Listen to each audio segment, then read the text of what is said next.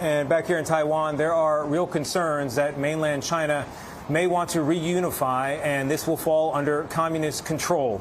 For decades, U.S. presidents have remained steadfast in their commitment to defend Taiwan from that neighboring giant China.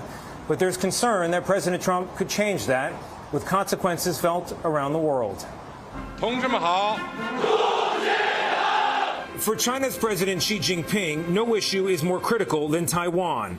Beijing has called it the core of China's core interests, with reunification by force, if necessary, the center of Xi's agenda.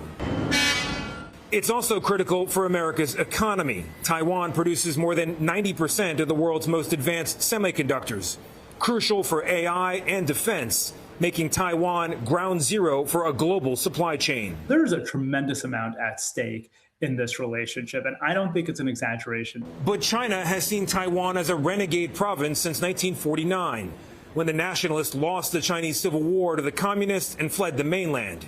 Today, it's an economic powerhouse with per capita GDP among the highest in the world. And for decades, the U.S. has played a role too, declining to recognize the Communist Party's claim over the island and selling Taiwan billions of dollars in arms every year. But now a new $14 billion package has been awaiting Trump's signature for months, and many here fear Xi will use trade deals to weaken U.S. support or change the status quo. There is definitely concern that he will trade away that arms sale in exchange for something else, whether that's for assistance on Iran or some kind of economic concession. President Trump's transactional approach is that everything's up for negotiation. Another issue to watch, of course, is microchips. The U.S. has barred Chinese companies from the most advanced microchips from companies like NVIDIA. China wants those chips, of course, to power its own AI companies and help them compete. But they could also end up powering China's military, and that's a concern.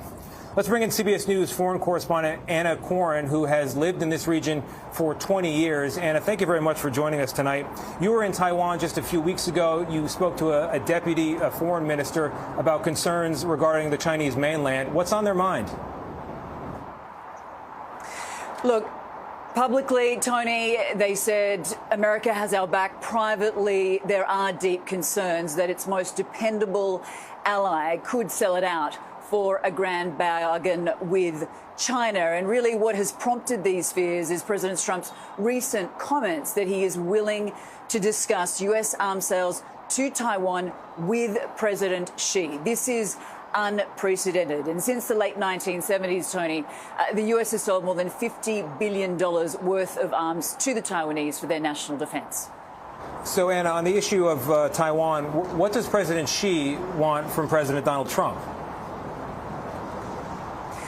So Xi wants reunification. He has said this time and time again. He's claimed that it is unstoppable. And look, this has been the position since the inception of the Chinese Communist Party, but it has become an obsession under Xi.